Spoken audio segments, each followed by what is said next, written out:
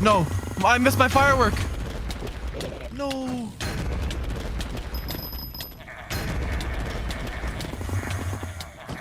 How can I get this?